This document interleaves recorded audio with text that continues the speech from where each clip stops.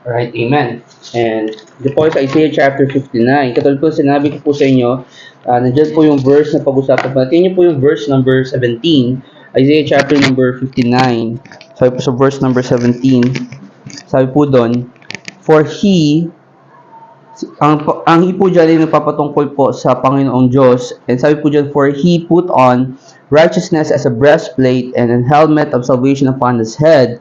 And he put on the garments of vengeance for clothing and was clad with a zeal as a cloak. And ang pamagat po ng sermon ko po ngayong araw po ito is the cloak of zeal. The cloak of zeal. Pag-usapan po natin ay tungkol po sa pagiging zealous or pagiging masigasig patungkol po sa gawain po ng Diyos. Pero punta po muna kayo ng Ephesians chapter 6 para po as a way of introduction, Ephesians chapter 6. Kasi gusto ko po maunawahan po ninyo before, actually 2 years ago, sa Manila, nag-preach po ako ng isang sermon series at ang pamagat po ng sermon series po na yun is the whole armor of God.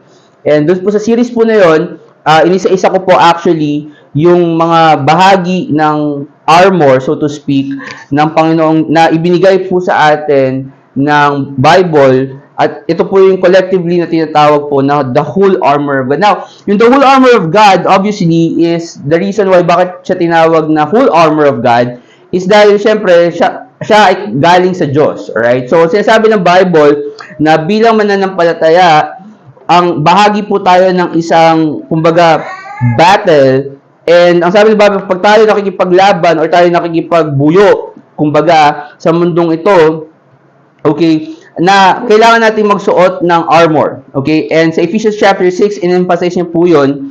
Sabi ng Bible, tingnan niyo po yung verse 12, sabi po dun, for we wrestle not against flesh and blood, but against principalities, against powers, against the rulers of the darkness of this world, against spiritual wickedness in high places. So, sinasabi ng Bible na tayo bilang mga Kristiyano, ang purpose po natin actually dito sa lupa ay para meron tayong isang battle, meron tayong isang digmaan na hindi po natin nakikita, isang spiritual battle. At ang sabi ng Bible na kapag tayo ay makikipaglaban, tingnan yung verse 13, sabi dun, wherefore, take unto you the whole armor of God, that you may be able to withstand in the evil day, and having done all, to stand. So, sinasabi ng Bible na meron tayong laban, merong digmaan, tayo nakikipagbuyo, hindi sa mga laman o sa mga dugo, kundi sa mga paniniwala, sabi ng Bible, against principalities, against sa kapangyarihan ng mga tao na matataas, sa mga kadiliman. And sabi ng Bible na kailangan nyo gawin ay isuot ninyo itong baluti na to, so to speak, yung armor na to. And sabi niya, para malabanan nyo yung mga masasamang araw. Okay?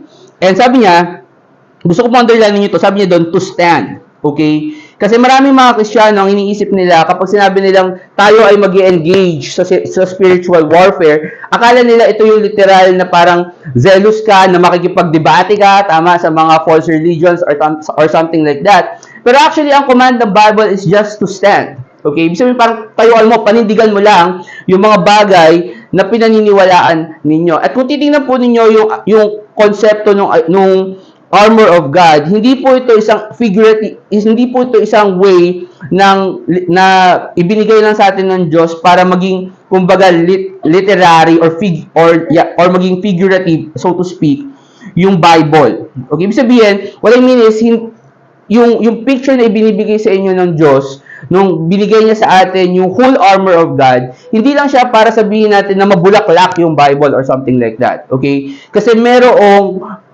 katotohanan na gusto ipakita sa atin ng Bible nung sinabi niya na kailangan yung isuot yung baluti o yung armor of God. Basahin niyo sa verse 14, sabi doon, stand therefore, having your loins girded about with truth, and having on the breastplate of righteousness, and your feet shod with the preparation of the gospel of peace, above all, taking the shield of faith, wherewith ye shall be able to quench all the fire darts of the wicked, and take the helmet of salvation and the sword of the Spirit, which is the word of God. So, sabi ng Bible na ito yung mga bahagi ng armor ng Diyos. And sabi niya, una, is the loins geared up with truth. Ibig sabihin, yung inyong loins, yung inyong balakang or so to speak, hindi ko alam kung ano yung English ng loins, pero hindi itong bahagi ninyo, sorry, so to speak, kailangan naka-gird about siya with truth.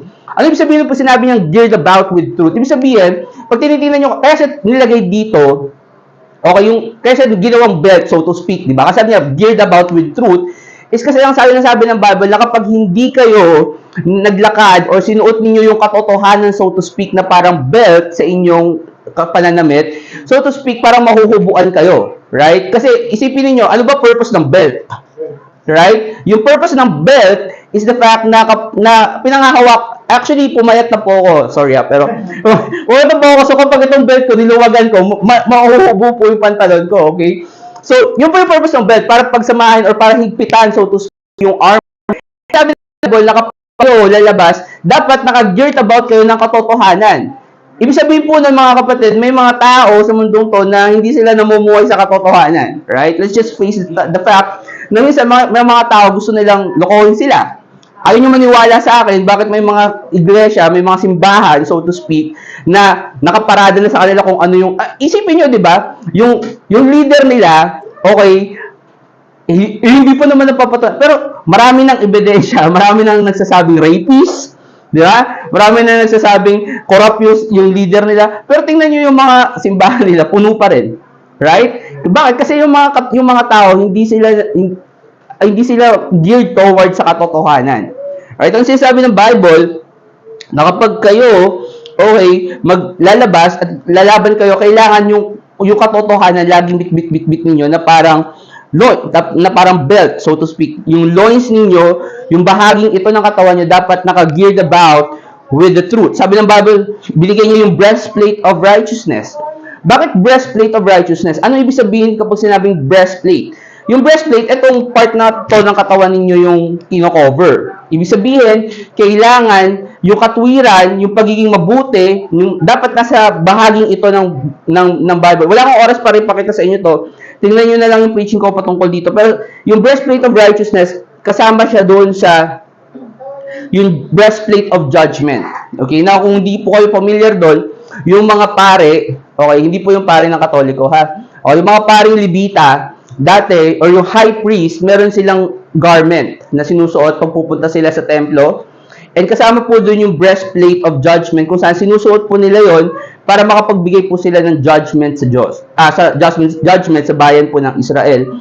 And yun po yung sinasabi ng Bible. Kapag tayo magbibigay ng judgment, ang punto po ng Bible, yung breastplate of righteousness, dapat mag-judge tayo according to righteousness. Sabi ng Bible, judge righteous judgment. Then sabi ng Bible, binigyan niya tayo ng feet shod. Yung paa daw natin, dapat nakasuot doon yung paghahanda para ipahayag yung ebanghelyo ng Diyos. Right? Which means na kapag ikaw, ibig sabihin nun, lalaban ka sa spiritual na paglalaban, ang battle ninyo, okay, ay hindi sa pakikipagdebate or pag-engage sa mga, kung so to speak, na mga apologists, katulad ng maraming mga Kristiyano ang ginagawa nila, pupunta sila sa YouTube, tama, tapos idedebate nila yung Iglesia ni Cristo, idedebate nila yung mga Sabadista, right, itong mga Mormons na to.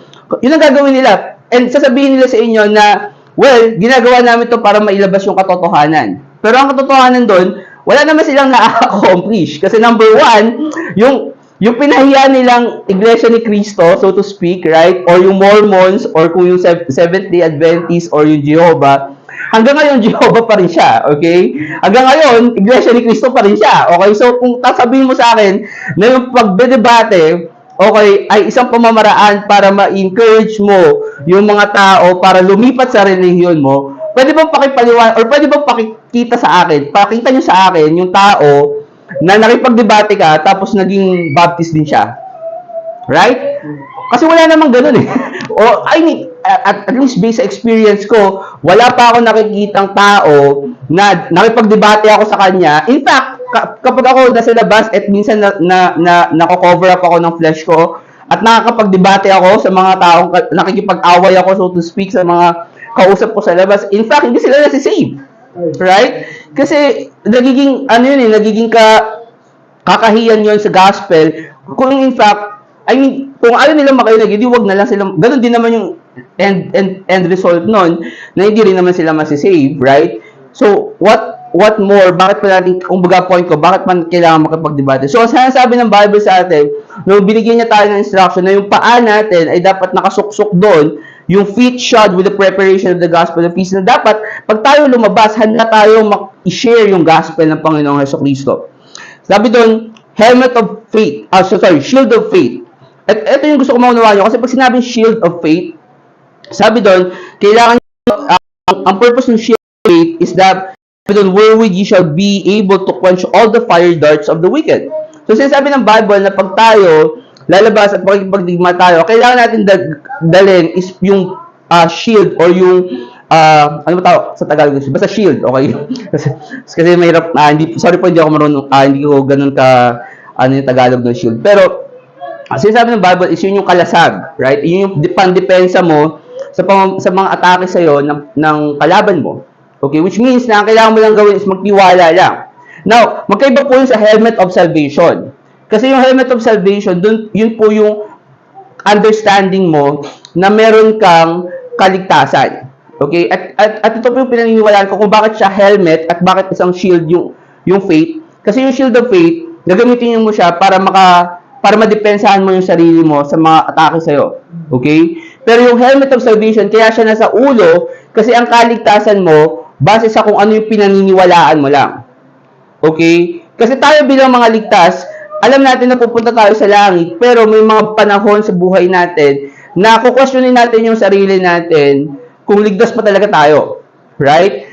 Kung pag na-down ka, napunta ka sa isang dark place sa buhay mo, okay, maaaring questionin mo yung sarili mo na talaga bang ligtas ako? Kasi kung nangyayari to sa akin, baka naman hindi ako ligtas or hindi talaga ako nanampalataya sa Panginoon or something like that. The mere fact na alam mo ligtas ka, ibig sabihin ligtas ka. Okay? And when you say, alam mo ligtas ka, alam mo pupunta ka sa langit dahil hindi mabuting tao ka, hindi dahil mabuting tao ka, or dahil ginagawa mo yung mga bagay na ginagawa mo, nagsisimba ka, nagbabasa ka ng Bible, or things like that, kundi nagtitiwala ka na yung kaligtasan mo nasa Panginoong Jesucristo, na siya yung namatay, inilibing at nabuhay na magmuli para sa kasalanan mo, eh sa pamamagitan lang niya, ikaw pupunta na lang, hindi sa pamamagitan ng sarili mo. Okay? So, ibig sabihin nun, kapag for example, naniniwala ka na namatay sa'yo si Jesus Christ, pero kailangan mong gumawa ng mabuti para pumunta ka ng langit, it doesn't make sense.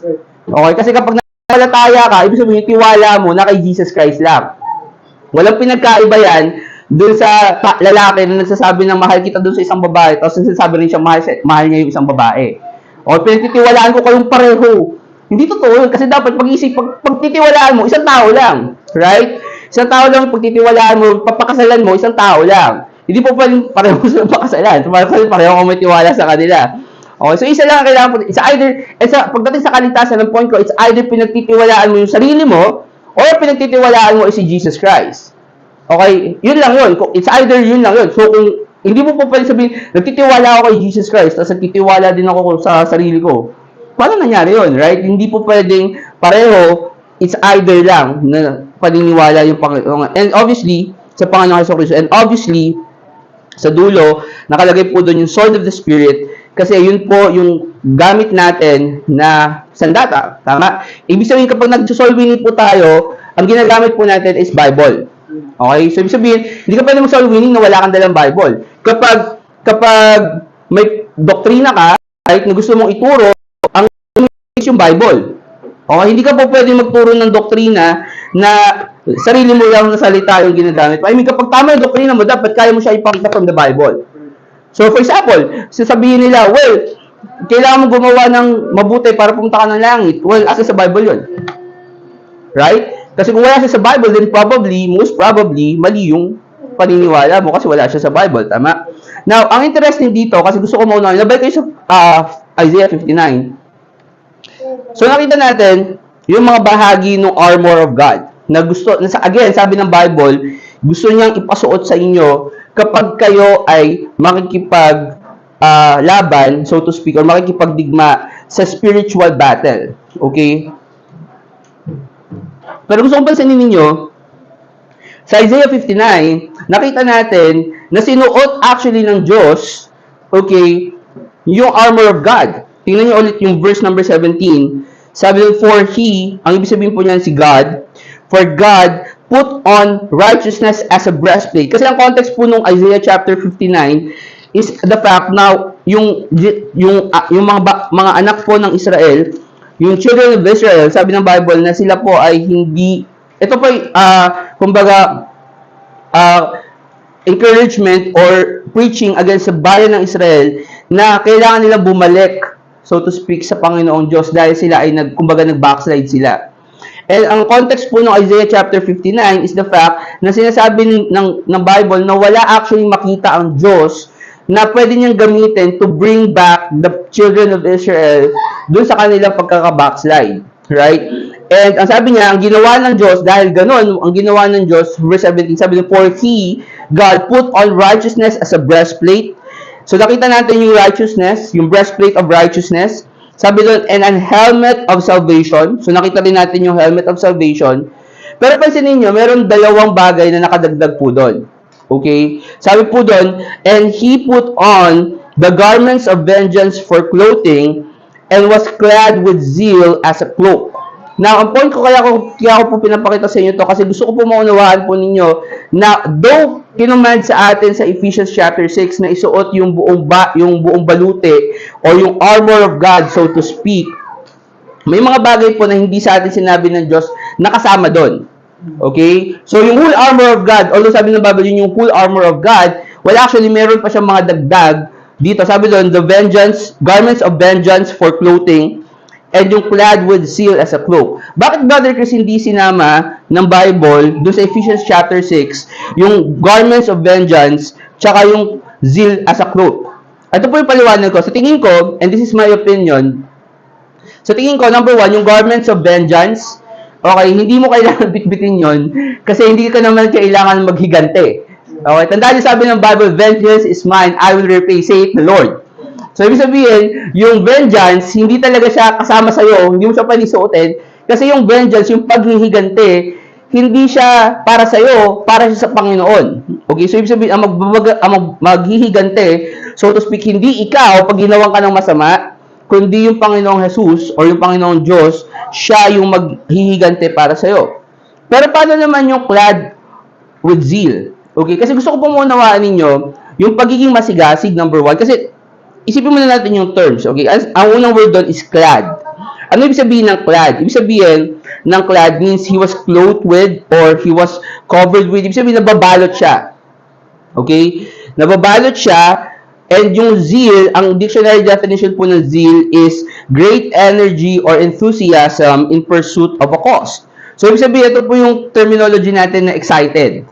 Okay? And when we say excited, in Tagalog, yun yung talagang masigasig ka, right? Eh, sabi doon, as a cloak, ibig sabihin ng cloak is an outer garment or such as something that envelopes or conceals a distinctive character or a role. So, sinasabi nung sinabi niya na clad with zeal, sinasabi niya na yung armor ay nababalot ng pagiging masigasig at ito ay nagbibigay ng distinct character or role sa nagsusuot nung armor na yon. Now, ang point ko, kaya ko po sinasabi sa inyo ito, kasi gusto ko pong maunawaan po ninyo na hindi po lahat ng tao pare-pareho ng antas ng zeal or pagiging masigasig. Pero naniniwala ako, okay, and I want you to understand this, naniniwala po ako na lahat po tayo in some way, shape, or form, gaano man kalaki, meron tayong lahat sense ng pagiging masigasig. Okay? And paano mo nasabi yan, Brother Chris? Well, sabi kasi ng Bible na nung ikaw ay nanampalataya sa Panginoong Hesukristo, sabi ng Bible, you're sealed with the Holy Spirit of promise. Okay? So, ang paniniwala ko po is the fact na kapag kayo nanampalataya sa Panginoong Hesukristo, okay, wala kayong automatic na outward change na mararamdaman. And what I mean by that is, hindi ka basta-basta biglang hindi ka nagagawa ng kasalanan, magsisimba ka na, okay, magbabasa ka na ng Bible, okay, walang ganon. In fact, maaaring wala talagang mangyaring pagbabago outwardly sa'yo. Okay, kapag nanampalataya ka sa Panginoong Hesukristo. But I believe, naniniwala po ako na ang tao, pag nanampalataya siya sa Panginoong Hesukristo, meron siyang inward change na mararamdaman. What I mean by that is, sabi kasi ng Bible, you're sealed with the Holy Spirit of promise.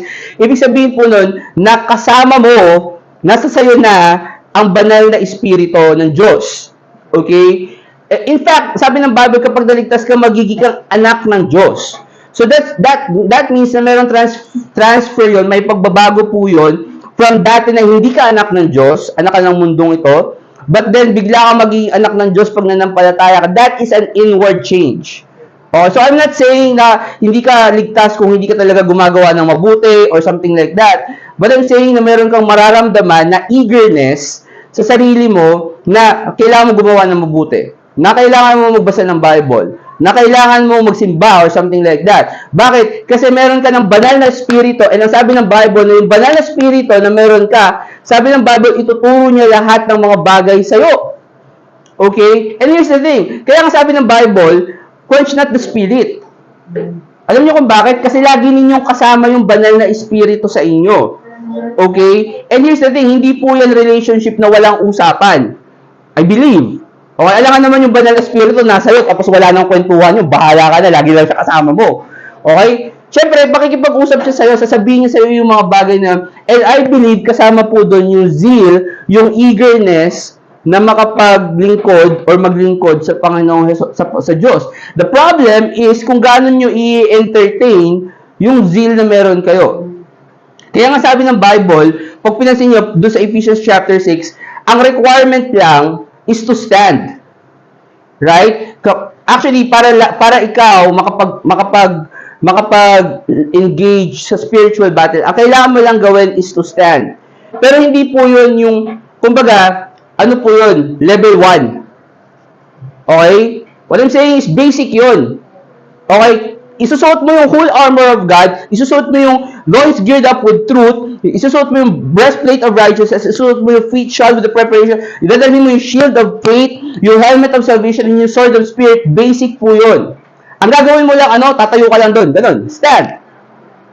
Right? Pero kung gusto mong makipaglaban, gusto mong makibaka, well, kailangan maidagdag ka dun sa whole armor of God. Sa buong balut. Kasi yun pa lang, pwede ka nang tumayo. Pero kung gusto mo ng extra, ang gusto ko pakita sa inyo, kaya hindi siya na-require kasi it's your option, it's your decision na magkaroon ng zeal sa Panginoon. Now, obviously, meron ka na. I'm saying, meron kang pagkakataon para palakihin, pag-ibayuhin, yung pagiging masigasig mo sa Diyos. Okay?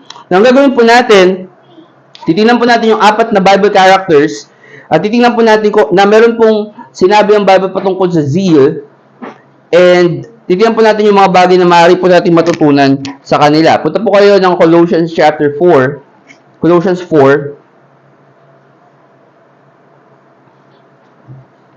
Gusto ko po na nyo makita na ang zeal, ang pagiging zelo sa Panginoong Diyos, actually, hindi po siya necessarily ibig sabihin nun na magiging sikat kayo.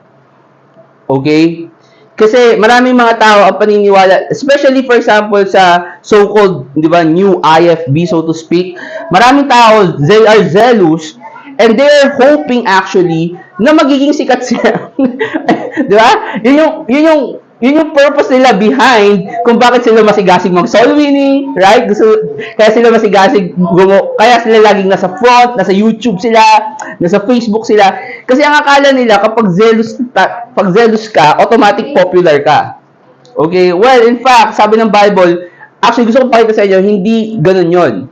Ang pagiging, walang kinalaman, okay, ang pagiging masigasig mo sa gawain ng Diyos, kung magiging sikat ka or magiging popular ka sa mundo. Okay? Or even in Christian realm or even in a whatever setting. Okay? Kasi, ang unang kong papakita sa inyong Bible character, si Epaphras. Okay? Now, ang question, sino ang nakakakilala kay Epaphras? O, di ba? Di nyo kilala? Okay? Pero, kasi, hindi siya popular. Okay? Pero sinabi ng Bible na siya actually, meron siyang zeal. Tingnan nyo sa Colossians chapter 4, verse 12.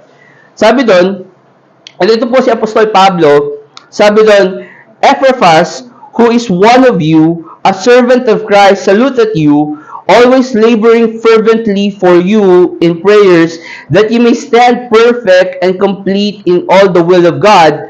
For I bear him record. And ito po si Paul ang nagsasabi po dito. Ibig sabihin, pinapatunayan ni Paul, sabi niya doon, that he had a great zeal for you and for them that are in Laodicea and them in Hierapolis. So, yung sasabi ni Apostol Pablo na si Epaphras, actually very zealous siya para sa mga tao ng Diyos. Para sa mga tao sa Colossae, para sa mga tao sa Laodicea, para sa mga tao sa Hierapolis. Pero sa panahon ngayon, sino nakakakilala kay Epaphras? Wala. Right? Kasi it doesn't mean na zealous ka, automatic magiging popular ka. Okay? Kasi yung pagiging zealous, kasi binibigyan ko po kayo ng tamang perspective patungkol po sa pagiging masigasig. Okay? Kasi here's the thing, maraming mga tao masigasig sila. For example, yung bayan po ng Israel. Sabi ng Bible sa Romans 11, they have the zeal of God, but not according to knowledge. Right? So, sinasabi ng Bible, sila ay masigasig para sa mga bagay ng Diyos, pero hindi sila, wala silang zeal according to knowledge. Wala silang kaalaman. Okay? And maganda, bilang mga mananampalataya na meron tayong zeal, meron tayong pagiging masigasig, na elemento ng pagiging masigasig sa gawain ng Diyos, pero kailangan ibase natin ito sa kung ano yung kaalaman natin. Okay? Kasi for example, okay, maraming mga tao sasabihin nila, okay, isa to sa mga pinaka nakakainis, okay, sa mga tao na sasabihin nilang new IFB sila. Okay? Sipin nyo, sasabihin nila, magrereklamo sila. Ang pastor namin, heretic. Okay? Hindi sila naniniwala sa salvation by grace. Okay? Mali yung interpretation nila ng Revelation. Mali yung paniniwala nila tungkol sa mga Hudyo. Pero nandun pa rin sila sa church. Like, what in the world? Kung talagang ayaw mo doon sa doktrina na tinuturo ng pastor mo, umalis ka!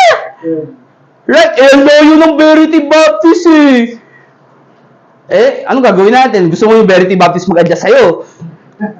Right? Kasi kung zealous ka talaga, right, at gusto mo matutunan yung Bible, kahit malayo, okay, pupunta ka doon kasi nandun yung katotohanan. Kaya nga sabi ng Bible, loin girds up with the truth.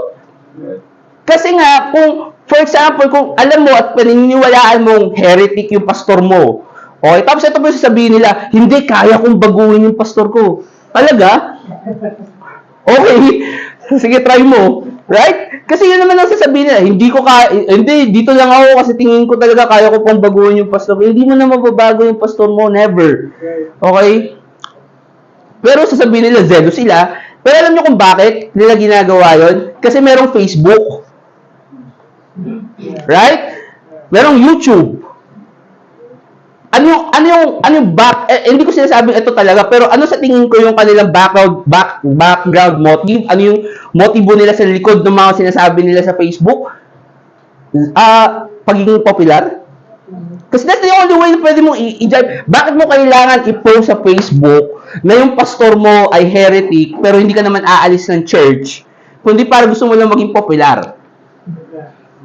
I mean, it's either you shut up your mouth, or mahanap ka ng church na mag-a-agree sa paniniwala mo. Pero wag mong kahit na mali, pagpalagay natin, mali yung pastor mo.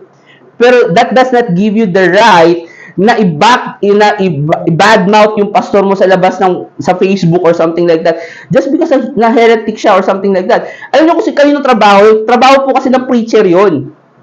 Yung pag-rebuke ng false heresy. Okay, actually, ang trabaho po nun, nasa propeta, nasa prophet. Ang trabaho po ng member is number 1, supportahan yung man of God na nagpipreach ng katotohanan. Yun lang naman yun So here's the thing, hindi mo kailangang sabihin sa buong mundo na mali. For example, dati, di ba, yung mga maraming tao before, okay, alam mo yung tipong wala namang ginagawa sa'yo. Tapos bakit yung pagdebate ka sa kanya sa Facebook? Like, what in the world? Bakit mo kailangan makipagdebate sa Facebook? Sayangin mo yung oras mo kakatype doon. Di ba? Kasi gusto mo lang ipakita na meron kang knowledge. Na alam mo. Pero sabi ng Bible, kailangan yung zeal mo according sa knowledge. Okay? Hindi yun yung tamang pagpapakita ng knowledge na ipagmamayabang mo sa Facebook or something like that. Kasi minsan yung zeal natin, hindi naman natin kailangan maging popular. Right? Punta po kayo ng 1 Kings chapter 13. Pakita ko po sa inyo isang example ng isang tao na napaka-zealous. In fact, marami siyang nagawang mabubuti sa Panginoon para sa Panginoong Diyos. Pero hindi siya kilala. Tingnan po to. 1 Kings chapter 13. 1 Kings chapter 13. At makikita po natin dito sa 1 Kings chapter 13. Para lang makuha niyo yung konteksto, isa po ng kwento patungkol po kay Jeroboam. Okay, kung tatanungin niyo po kung sino si Jeroboam, well, isa po siyang hari na siya po yung naging unang hari ng divided kingdom ng Israel. Okay? And ito po ay patungkol po sa kanya. Pero pansinin niyo po yung verse 1, 1 Kings 13. Sabi sa verse 1, and behold, there came a man of God. Sino yung man of God yun? Di natin kaya. Right? Kasi nakalagay sa Bible, man of God. Isipin niyo, hindi siya pinangalanan ng Bible kung sino man siya. Okay? Pero pansinin niyo yung gagawin niya. And behold, there came a man of God out of Judah by the word of the Lord unto Bethel, and Jeroboam stood by the altar to burn incense. And he cried, yung man of God, against the altar in the word of the Lord, and said, O altar, altar, thus saith the Lord, behold, a child shall be born into the house of David, Josiah by name. And yung po yung prophecy po ng patungkol sa King Josiah. And upon he shall he offer the priest of the high men's shall be upon him, and he signed his name, this and the ashes that are shall be out. So sinasabi niya nung propeta na hindi natin alam kung sino, and by the way, hindi po to si Elijah. Okay, kung titignan niyo po si Elijah to, hindi po to si Elijah. Hindi nga pinangalanan ng Bible kung sino tong man of God na to. Okay? Ng Bible, sinasabi nagtayo na hindi pa isang idol star. Sabi niya, hira ka ng araw, ang i-offer sa iyo mga buto ng tao. Okay? At ngayon, para mapatunayan nyo na totoo yung sinasabi ko, ngayon pa lang masisira ka na. Okay? Yung sinasabi ng propeta, ng man of God, dun kay Jeroboam. And sabi doon sa verse 4, and it came to pass when King Jeroboam heard the saying of the man of God, which had cried against the altar in Bethel, that he put forth his hand from the altar, saying, lay hold on him, and his hand which he put forth against him dried up, so that he could not pull it in again to him. The altar also was rent. So isipin niyo, no, pipigilan siya ni Jeroboam, tapos yung kamay ni Jeroboam biglang lumiit. Hindi na magalaw, right? Tapos sabi niya, nasira din yung altar. The altar was rent, and the ashes poured out from the altar according to the sign of which the man of God had given by the word of the Lord. And the king answered and said unto the man of God, entreat now the face of the Lord thy God, and pray for me, that my hand may be restored me again. And the man of God besought the Lord, and the king's hand was restored him again, became as it was before. So, ano makikita natin? Di ba, isipin ninyo, right? Si Pastor Saki, ganun yung ginawa niya. Punta siya sa Quiapo, tapos sinabi niya, ikaw na yan! Tapos biglang nasira, right? Sasabihin niyo, hindi ba great work yung ginawa na yon, right? But here's the thing, sino yung tao na yon? Hindi natin kilala. Sa kalagay lang natin, para po mabigay niyo yung buong context. At the end of the story, pag binasa niyo yung 1 Kings chapter 13, namatay din yung man of God na yon, right? Kasi hindi siya sumunod dahil naloko siya ng isa pang man of God na propeta na sinabi, kasi ang utos sa kanya ng Panginoon, sabihin mo lang kay Jeroboam yun, tapos huwag ka kumain, uminom ng tubig, tapos may man of God na sinabi, uy, kita din sa akin yung Diyos, uminom ka daw, tapos kumain ka. Tapos end up, kumain siya, uminom siya, tapos kinain siya ng layon kasi hindi siya naniwala sa Panginoon, sa salita ng Diyos. But, I mean, arguably, yeah, meron siyang fault, right? Pero di ba sasabihin niyo na great man of God? I mean, sino ba sa Bible lang nakakita ng ganitong miracle? I mean, pwede mo itong i-line up sa mga ginagawa ni Elijah, Elisha. Pero here's the thing, walang pangalan yung man of God. Right? Ang point ko, pinapakita ko sa inyo is the fact that minsan, yung pagiging masigasig natin, it doesn't result sa popularity. And it's fine. It's fine. Na hindi ka nakikilala, pero in fact, hindi nakikilala. Right? Ang Diyos, hindi mo naman nakikita ang Diyos, hindi mo naman alam kung paano ka re-rewardan ng Diyos. So kung ikaw masigasig, magdedesisyon ka maging masigasig sa Panginoong Jesus, sa Panginoong Diyos, sa gawain ng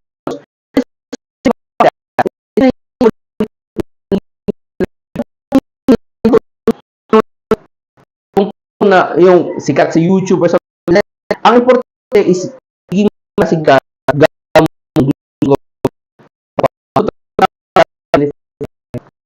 one na ang pagmasigasig, hindi siya sa sarili ng bukas.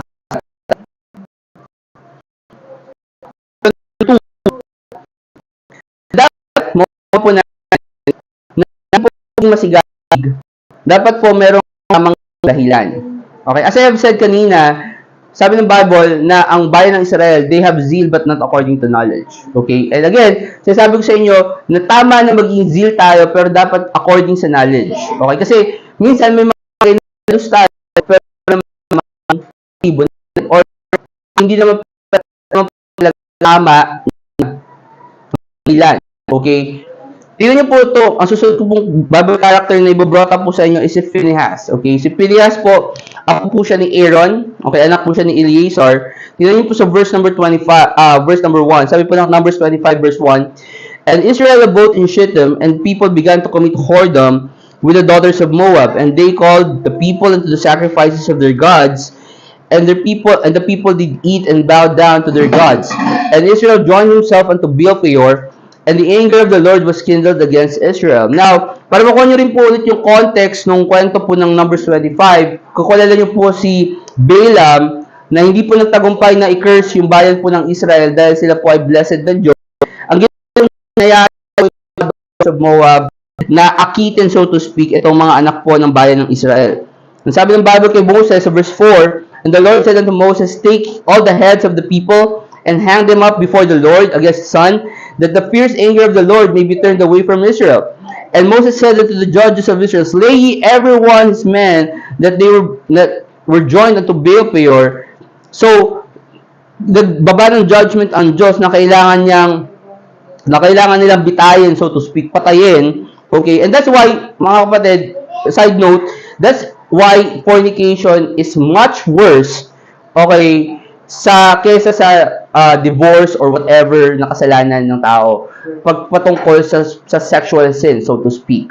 Okay? Alam niyo kung bakit? Kasi makikita niyo sa Bible na may pinatay ang Diyos patungkol sa fornication. Okay? So, here's the thing. Sa Pilipinas, okay, sabi nila, ayaw nila sa divorce, right? Galit na galit sila sa divorce, pero hindi sila galit sa fornication. Right? So, parang medyo may mali doon. Kasi alam niyo, sa totoo lang, ang fornication ay mas worse na sin, okay, kesa sa divorce or kung ano pa mga sexual sins na naiisip ninyo. Okay? Tingnan niyo po sa verse number 6. So, nagalit yung Diyos dahil may kasalanan sila. Ngayon, may isa pang pasaway. Ito yung worst na kasalanan. Sabi doon, and behold, one of the children of Israel came and brought unto his brethren a Midianitish woman in the sight of Moses and in the sight of all the congregation of the children of Israel, who were weeping before the door of the tabernacle of the congregation. So, ano nangyari? Worse na nga yung kasalanan nila. Ang ginawa nila, nagdala pa sila sa loob ng simbahan, right? Doon sa iglesia, doon sa congregation, sinama niya pa tong Midianitish woman na to. So, anong ginawa ni Phinehas? Ito si Phinehas. Ito yung first mention ni Phinehas sa Bible. Sabi ng Bible, and when Phinehas, the son of Eleazar, the son of Aaron the priest, saw it, he rose up from among the congregation and took a javelin in his hand, and he went after the man of Israel into the tent and thrust both of them through, the man of Israel and the woman through their belly, so the plague was stayed from the children of Israel. Natingnan niyo po yung ginawa ni Phinehas. Isipin niyo to kasi tandaan niyo, yung unang setting, nasa congregation. Ibig sabihin, pumunta sila sa congregation, doon sa tabernacle. Tapos, ang ginawa nitong lalaki na to, actually, ang pangalan niya, pag tinignan niyo po sa, I don't think nakasama siya sa notes ko, pero, tingnan natin, wait lang. Binigay po kasi yung pangalan niya dyan para kapag nagpa-Bible quiz tayo, at least may ano na tayo, no? May trivia na. Numbers. Deuteronomy, Numbers. Wait lang po. Numbers 25. At sabi po doon sa verse number 18. For they vex you with their wives, wherewith they have beguiled you in the matter of cause-by. So, ang pangalan po nun ay si Zimri, yung lalaki, the son of Shalom. Sa verse 14 po ninyo makikita po yun.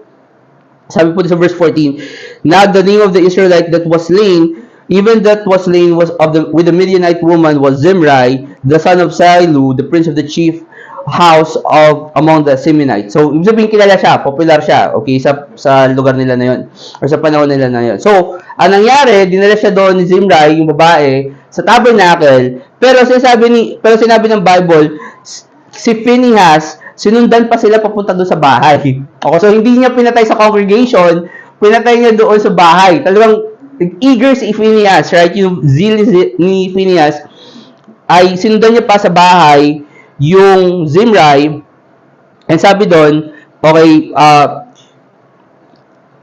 wait lang, nawala ako. So sabi ng, and Phinehas, the son of Eleazar, the son of Aaron, the priest, saw it and rose up among the congregation and took a javelin in his hand, and he went after the man of Israel into the tent and thrust both of them through, the man of Israel and the woman through her belly. So ang ginawa niya, sinundan niya sa bahay, tapos gumawa siya ng human barbecue. Okay? Tinuhog niya, right? Kasi tinuhog niya yung lalaki, tinuhog niya yung... And here's the thing, sabi ng Bible, the plague was stayed from the children of Israel. Alam niyo yung point na gusto kong pakita sa inyo dito? Kung titingnan natin, right, ngayong panahon, ginawa to ni Phinehas ngayong panahon, sasabihin nila, oh, sobra naman yan!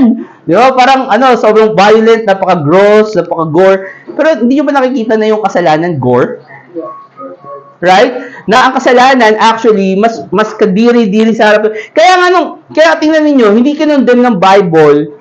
In fact, pinicture, dinrawing ng Bible very clearly, pinakita sa atin kung paano sila, hindi na sinabi ng Bible na binaton ni Phinehas ng javelin yung dalawa tapos namatay sila.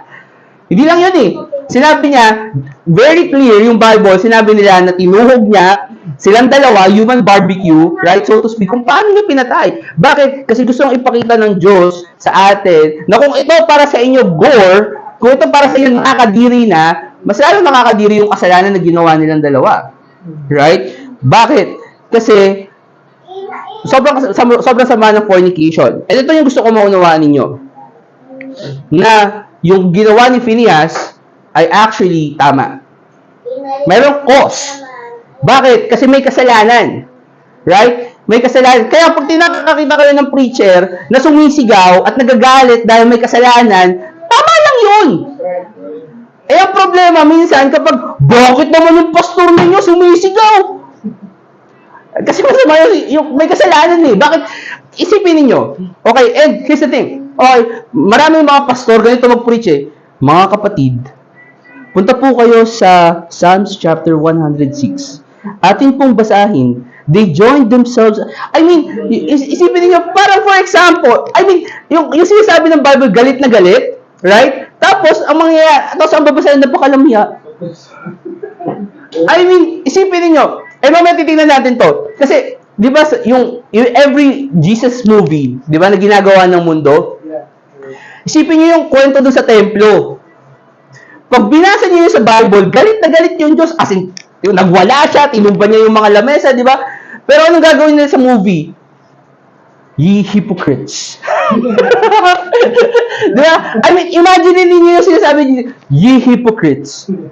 Children, den of thieves. Ganun ba dapat magsalita nun? Hindi, di ba? Den of thieves! Ye hypocrites! Dapat gali, I mean, para maunawaan ninyo yung I mean, kahit naman siguro sino, gagawa ka ng pelikula, tapos sasabihin mo yung lyrics mo, papatayin kita. Di ba? I mean, sino manonood ng pelikula nyo? Wala! Pero, ganun yung gusto nilang makita kay Jesus Christ. Right? Ganun yung gusto nilang i-picture si Jesus Christ. Naakala nyo ba na pagporket galit, laging masama? No? Minsan kailangan magalit ka, minsan kailangan mong ipakita yung zeal mo para sa katotohanan, and minsan sometimes kailangan mong magalit. Right? Minsan kailangan mong maging, I mean, natatawa ako kasi one time, confessing my faults to one toward another. So, sobrang layo ng biyahe ko. Okay, sa Facebook, meron ako nakitang video na nagtuturo na yung mga babae daw, pwede daw maging pastor. Okay. So, pinapanood ko siya. Tapos, kaya ko ito sinasabi kasi, syempre, tayo rin naniniwala na yung mga babae pwede maging pastor. Okay. Tapos, sasabi niya doon sa video, actually, this is a very confidential issue. Pakinggan sabi niya, confidential issue. Okay? Tapos, ang comment ko, sabi ko, kasi nainis ako eh. So, ang comment ko, baka naman gusto mo munang aralin yung word na confidential bago mo buksan yung stupid mouth. Like, why don't you study first the word confidential? Kasi ang gusto niya sabihin, controversial. Okay, and take note, okay, English 101, magkaiba po ang confidential sa controversial. Okay, hindi ako English major pero at least alam ko po yun. Okay, ang controversial, yung pag-uusapan talaga ng marami, as in walang nag-agree. Confidential, walang dapat makaalam. Okay, yun po ang ibig sabihin po nun. Sabi niya, this is a very confidential issue.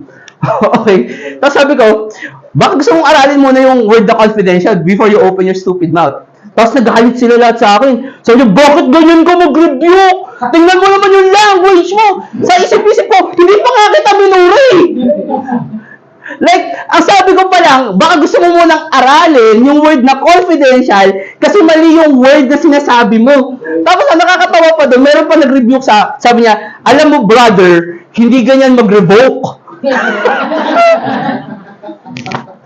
Sabi ko, baka gusto mo rin aralin yung word na rebuke.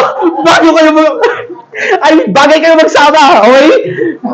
It's like, what in the world? Wala pa nga ako sinasabing masama. I mean, hindi ko pa siya sinabing, you are a heretic, mali yung tinuturo mo sa Bible, okay? Ang sinabi ko pa lang, baka gusto mo munang mag-aral, right? Kasi magkaiba yung word na confidential, so word na controversial, well, I mean, tapos sabihin na, oh, mali yung pag-revoke mo, brother. Like, what in the world? Asan yung katalinuhan ngayon? Okay? Pero yun yung nangyayari sa atin eh. Tama? And alam nyo, kung kayo, hindi kayo naiinis sa ganong klase I mean, is there not a cause? Sabi nga ni David. Right? Na kung makikita natin yung ganitong klase ng kasalanan, yung kamangmangan, right? And here's the thing, okay? I'm sorry, pero magrerent ako, mga bata, mga estudyante, mag-aral kayo. Right. I mean, gaano karami ngayon, excuse me, pero sa school ngayon, ang gusto na lang ng mga estudyante pumasa. Hindi matuto. And excuse me, kasi hindi yun ang purpose ng school. Ang purpose ng school, hindi para pumasa kayo. Ang purpose ng school ay para matuto kayo. Eh, sa school pa lang, sir, attendance po, tapos hindi makikinig. What in the world? Kung pumasok kayo para matuto. Right? Hindi yung pala problema, hindi pumapasok daw. Right? Yeah, okay? Tapos papasa, right? Tapos sasabihin natin, tapos, ito po masaklap doon, yung mga tao sa simbahan, wala din sasabihin. I mean, pwede ba namang minsan man lang sa isang araw, pag pumupunta kayo sa simbahan, pwede bang lagyan nyo man lang ng konti, pwedeng matuto yung mga tao sa mga preaching ninyo? Right? Where in fact, ano ba naman kasi naman, di ba, puro na lang love of God. Di ba, ang pinuturo sa mga simbahan, kung hindi love of God, kung hindi salvation, puro tungkol sa pera, kailangan nyo magbigay. Okay, yun yung priority nila. But here's the thing, okay, hindi ba dapat magalit tayo doon? Hindi ba dapat makita ninyo na merong cause na dapat ipaglaban? And here's the thing, hindi pa ako gumawa ng human barbecue pero maraming nang nagagalit sa akin. Eh, imagine niyo si Phineas, right? Kung ano ginawa niya. Punta po yung Matthew chapter 5. Matthew chapter 5. Sabi ng Bible, verse 13, ye are the salt of the earth, but if the salt have lost its savor, wherewith shall it be salted? It is thenceforth good for nothing, but to be cast out and to be trodden under foot of men. Now, sinasabi ng Bible na tayo daw po ay asin. Okay? At gusto ko maunawaan po ninyo, doon sa kwento ni Phineas, ang sabi ng Bible, nung ginawa niya yung bagay na yon, na-preserve yung, sabi ng Bible, so the plague was stayed from the children of Israel. Na-preserve.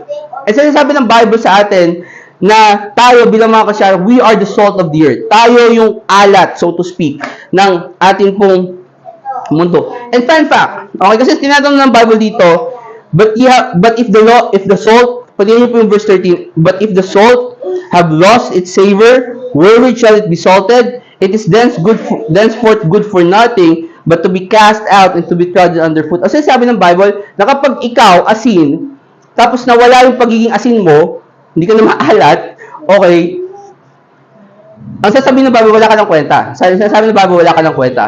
Pero alam nyo ba, okay, fun fact, okay, hindi nawawala ng alat ang asin. Right? Ano naging problema sa asin? Nakatambak lang sa kusina. Pero kahit gaano katagal siya sa kusina, alam niyo ba hindi mawawala yung alat nun? Hindi siya I mean, wala. Nakakita na ba kayo ng asin na may expiration date? Right? Wala. Bakit? Kasi hindi mo nag-expire ang asin eh. But here's the thing. Okay, pwede kang nakatambak lang sa kusina. Pero yung ba ang purpose mo, sabi ng Bible? In fact, pag tinignan niyo po sa parallel passage yan, sa Mark 9, sabi po sa verse 50, Mark 9, verse 50, basahin ko lang po sa inyo, sabi po na, salt is good, but if the salt have lost its saltness, wherewith will ye season it?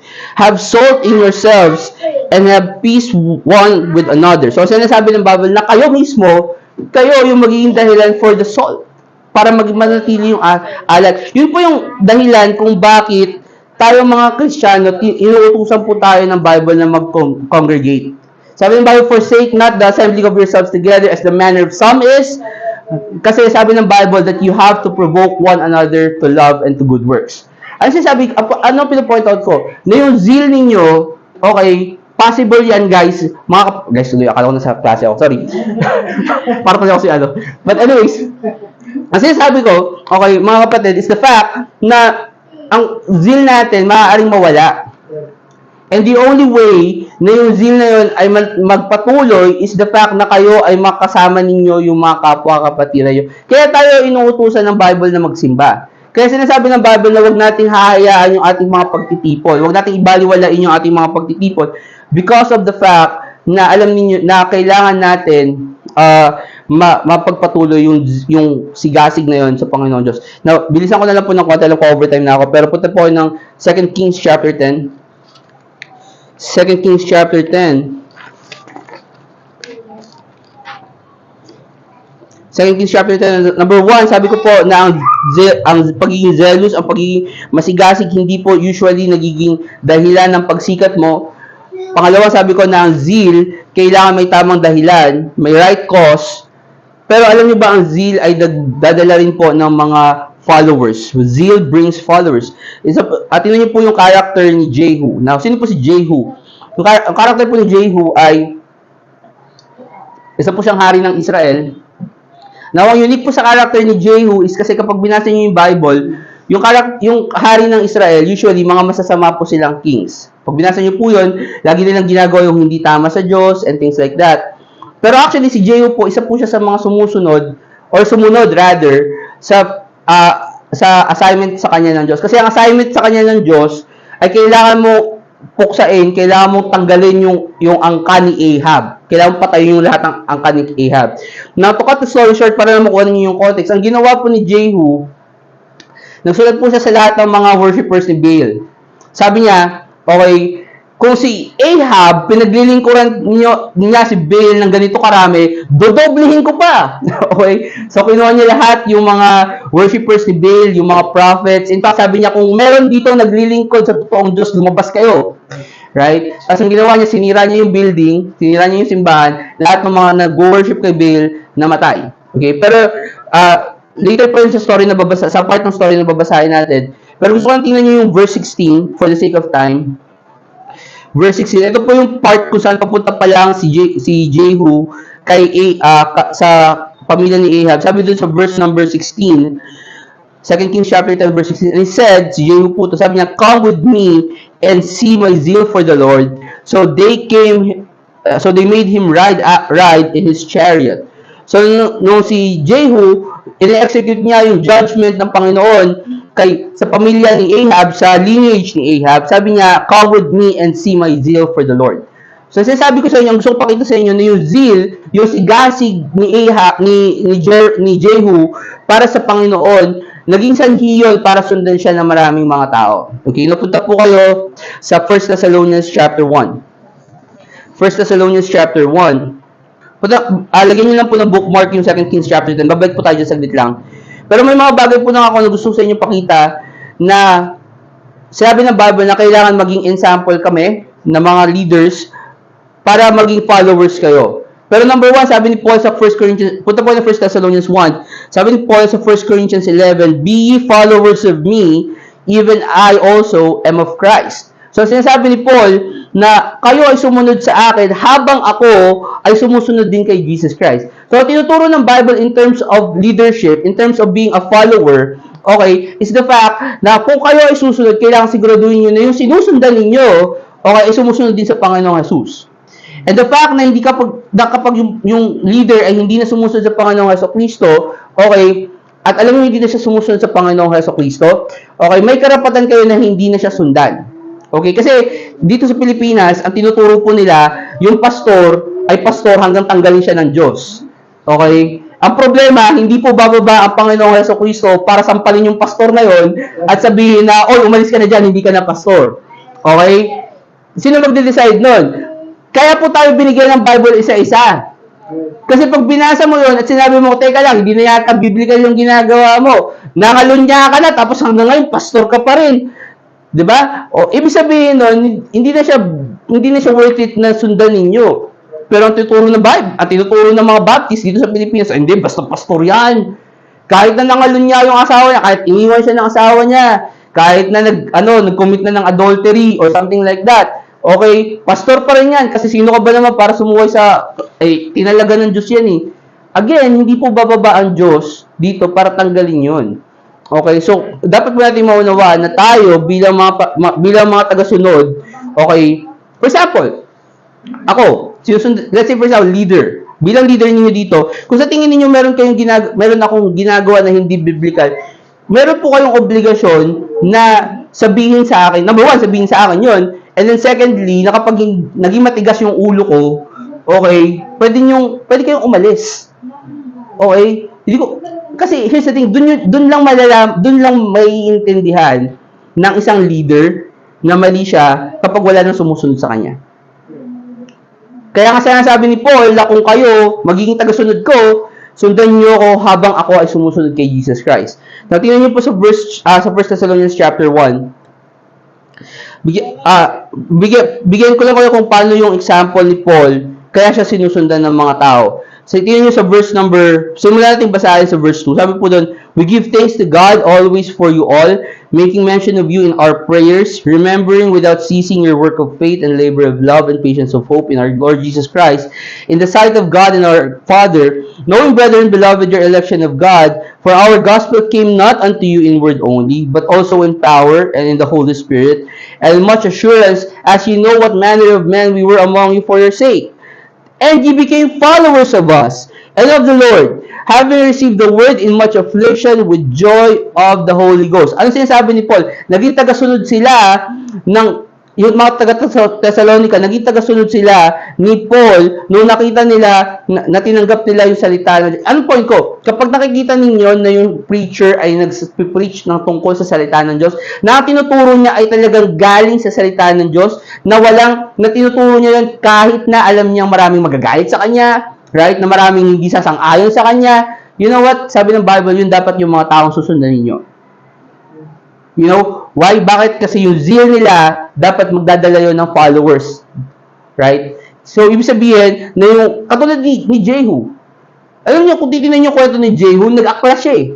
Nag-rebel siya against Ahab. Pero alam niyo, bakit marami sumunod sa kanya? Kasi nakita ng maraming mga tao na tama yung ginagawa niya. Right? Na tama yung sinasabi niya, at yun yung ginagawa niya ng kanyang, na according sa word of God. Now, ang problema kay Jehu, at ito po yung gusto kong balikan yung 2 Kings chapter 10. 2 Kings chapter 10.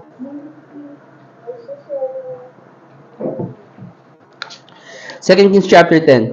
Ang problema kay Jehu is actually hindi siya naging over yung kanyang pagiging zealous. Okay? And what I mean by that is hindi niya tiningnan yung sarili niyang spiritual na health, yung kanyang spiritual na sarili. Tingnan niyo po sabi ng Bible sa verse 29, Hebrews 10. 2 Kings chapter 10 verse 29. Sabi po doon, 2 Kings chapter 10 verse 29. Sabi po doon, howbeit from the sins of Jeroboam, the son of Nebat, who made Israel to sin, Jehu departed not from after them, to wit, the golden calves that were in Bethel and that were in Dan. And the Lord said unto Jehu, because thou hast done well in executing that which is right in mine eyes, and thou hast done into the house of Ahab according to all that was in mine heart, the children of the fourth generation shall sit on the throne of Israel. So may reward siya dahil tama yung ginawa niya. Pero pansin niyo verse 31. But Jehu took no heed to walk in the law of the Lord God of Israel with all his heart, for he departed not from the sins of Jeroboam, which made Israel to sin. Merong opportunity sana si Jehu na itama yung mga mali ng kanyang mga kanununuan ni Jeroboam and things like that. Number one, zealous siya. Maraming sumunod sa kanya. Pangalawa, sinabi ng Bible na tama yung mga ginawa niya ng una.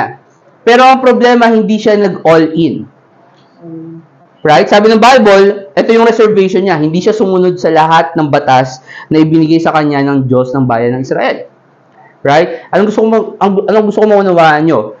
Na minsan, yung zeal, okay, actually kaya siya tinawag na cloak.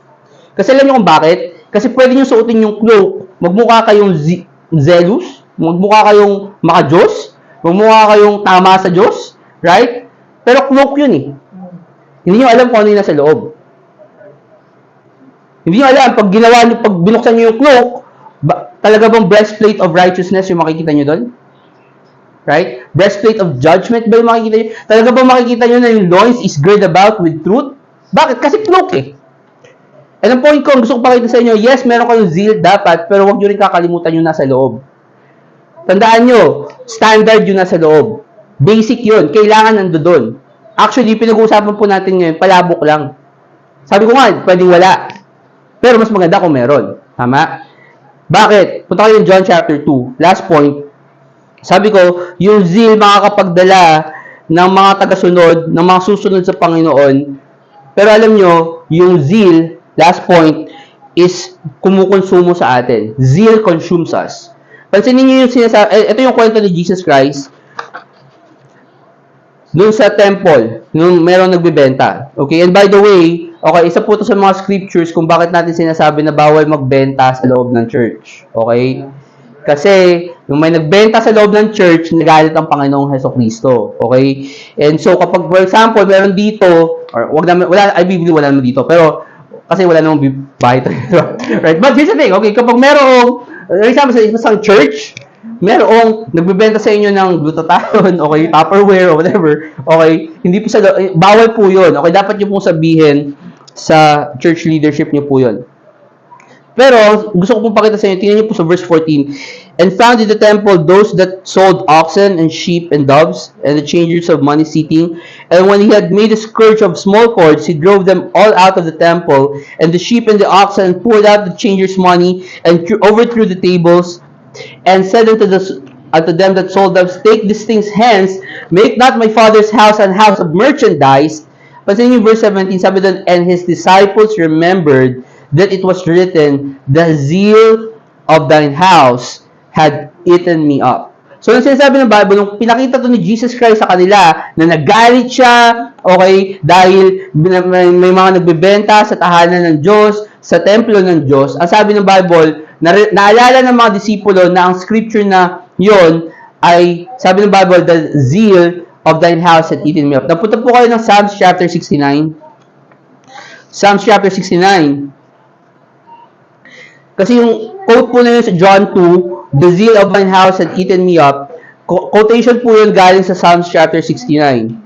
Tingnan po natin kung ano po ibig sabihin. And here's the thing, tip for Bible study, pag meron pong quotation na ganun, the best way para maunawaan nyo yung interpretation is the fact na puntahan nyo po yung reference kung saan niya kinote yung verse na yun. So, yung Psalm chapter, yung verse na John 2 verse 17, kinote po yun from Psalms chapter 69. Tingnan niyo po sa Psalms chapter 69 verse 1. Sabi po doon, save me, O God, for the waters are come unto my soul. I sink in deep mire where there is no standing. I am come into deep waters where the floods overflow me.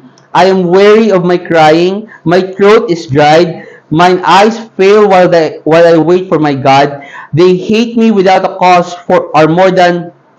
they that hate me without a cause are more than the hairs of mine head, and they that destroy me, being mine enemies wrongfully, are mighty.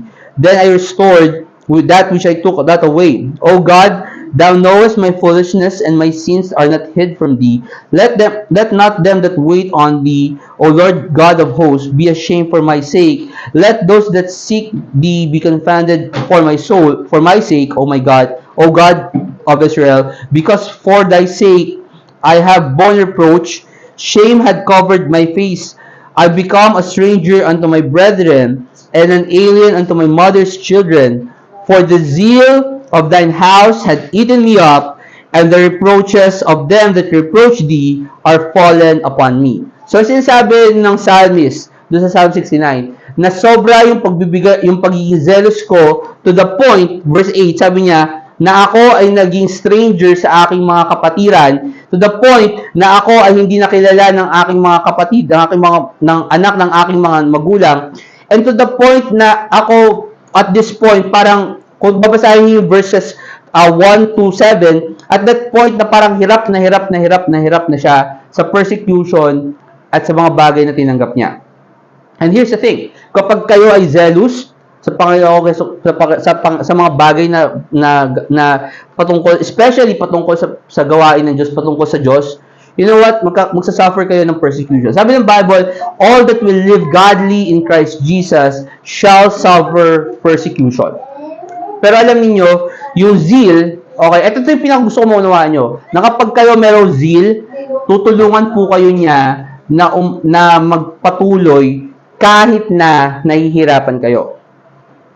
Kasi kinukonsumo kayo ng zeal. Merong elemento sa sarili ninyo na kahit na nahihirapan kayo, magpapatuloy pa rin kayo sa Panginoon, sa paglilingkod. I mean, di ba, sa 1 Corinthians chapter 16, sabi ng Bible, mayroong mga tao na sabi ni Paul, addicted to the ministry. Isipin niyo yung word na yun, addicted to the ministry, na para bang hinahanap-hanap ng katawan nila yung paglilingkod. Bakit? Kasi sobra yung zealousness nila sa Diyos. Eh sabi ng Bible, yun yung mga tao na dapat ninyong sundan.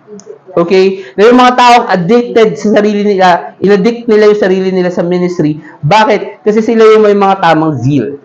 At sinasabi ko sa inyo, kung kayo ay may tamang zeal, kung alam niyo ang sarili niyo na meron kayong tamang zeal para sa Panginoon. Alam niyo, nagtitiwala ako na kahit na anong mangyari, saan man kayo dalhin ng Panginoon, right? Kasi syempre, hindi mo tayo lahat lagi nandito sa laban niya. One time, alam ko, hindi tayo magkakaroon ng pagsasama, pero ito lang naiintindihan ko, na kung kayo may zeal sa Panginoong Diyos, kung kayo may zeal para sa mga bagay ng Diyos, alam niyo, hindi kayo mapipigilan. Kahit na mahirapan kayo, kahit na, alam nyo, kaya nga nakaka-amaze minsan, may mga tao na kahit na nahihirapan sila, nagsosoul winning pa rin. Right? Brother Chris, bakit ganun yung church nyo? Nabagyo na! Nasa park kayo nagsosoul winning. Kasi may zeal. Right? Kahit na holiday, na dapat ipahinga nyo na, right? Kasi nagtatrabaho kayo, day off nga eh. Tapos magsosoul winning kayo. Bakit ganun? Kasi may zeal. Bakit kahit masakit na yung paa, hindi na makatayo, tatayo ka pa rin para lang mag-soul winning? Kasi nga may zeal. Right? At ang sinasabi ko, kung may zeal kayo para sa Panginoon, ganun yung gagawin nyo. Yun yung dinidescribe ng Bible, na kahit na nahihirapan siya, meron pa rin siyang zeal. Okay, last place, hindi nyo po kayo napunta doon, sa Matthew 10, sabi ng Bible, he that loveth father and mother more than me is not worthy of me, and he that loveth son or daughter more than me is not worthy of me. And he that taketh not his cross and followeth after me is not worthy of me. He that findeth his life shall lose it, and he that loseth his life for my sake shall find it. Alam niyo yung encouragement sa atin ng Bible? Na kayo daw, okay, na actually, sabi ng Bible, na kung kayo, mas mahal niyo yung nanay at tatay ninyo, doon na lang kayo sa nanay at tatay niyo. Kung mahalin niyo yung anak niyo, sabi ng Bible, dun, kaysa sa Panginoon, okay, obviously, kailangan mahalin yung anak natin, kailangan mahalin yung mga magulang natin. Pero sabi ng Bible, kung mas mahal niyo yung anak, yung asawa, yung nanay at yung tatay ninyo kesa sa Diyos, okay, sabi niya, doon na lang kayo. Kasi kung kayo susunod, sabi ng Bible, meron kayong cross na kailangang bitbitin. And ang sinasabi ko, and here's the thing, okay, let me just make this clear. Alam niyo, kahit sa mundo, may cross naman kayo eh. Diba? Punta kayo sa labas, nakakita na ba kayo ng unsaved na may problema? Madami. Tama? Nakakita na ba kayo ng saved na may problema? Madami. Alam niyo kung bakit? Kasi yung problema, pare-pareho lang tayo meron. Okay? Pero, ang sinasabi ko, kung kayo meron pa kung kayo nasa gawain ng Panginoon, I mean, isipin niyo yung problema niyo dito lang sa lupa, pero at least, pagdating niyo sa langit, may reward kayo. Compare niyo dun sa mga tao na, may problema rin dito sa lupa, kasi hindi pa saved, right? Tapos isipin niyo, ang hirap nung isipin na pag dito may problema ka na nga, pagdating mo sa namatay ka, isipin mo sabihin nila rest in peace. Tapos hindi save. Di ba, mas malaking paghihirap yung dadaanin mo sa impyerno kung hindi ka save, right? Kung ikaw save, praise God, sasabihin niyo, di Brother Chris, doon na lang ako sa save tapos hindi nagliligtas. Hindi nagsiserve. Okay? Kasi at least yun, save, pupunta ako ng langit, tapos dito na ako sa lupa. Ganun din yun, kasi pagdating mo sa langit, wala ka namang rewards. So, ano pipiliin mo? Right? Ako, doon na lang ako sa save ako, pupunta ako ng langit. Di na bali ako mahirapan dito sa lupa, at least pagdating ko sa langit, alam kong may reward ako kasi naglingkod ako sa Panginoon, right? Let's close in the word of prayer. Let's pray. Dear Father, Lord, we thank you, Panginoon, sa araw po ito na pinagkaloob niyo sa amin, Panginoon. We pray, Lord God, na patuloy niyo po kami tulungan, Panginoon, dito po sa Cavite. Bless niyo po, Panginoon, yung bawat isa po sa amin na kami, Panginoon, patuloy na makapagtrabaho po sa inyo, Panginoon. Patuloy niyo po kami bless, Panginoon, financially, Panginoon. Support niyo po kami, Lord God, emotionally. Tulungan niyo po kami, Panginoon, na patuloy pong mag-depende sa inyo, Panginoon, patungkol po sa mga bagay po dito sa aming pong buhay. Ay po hinihiling, Panginoon, na kayo nga po, Lord God, ang tumulong po sa amin, apply ang sermon na po ito sa buhay po namin. Help us, Lord, na magkaroon po ng sigasig sa ministry po namin dito sa Cavite. Ganun din po patuloy namin ingatan yung aming pong mga buhay, yung aming pong mga anak, Panginoon, ay lumaki po na according sa inyong pong kalooban. Amin po patuloy din pong hinihiling na i-bless niyo po ng mga pang oras na aming pong pagtitipon. Yung soul winning po namin mamaya, kayo nga rin po na mag-bless. At lahat po tayo pong hinihiling sa pangalan po ni Cristo Jesus. Amen.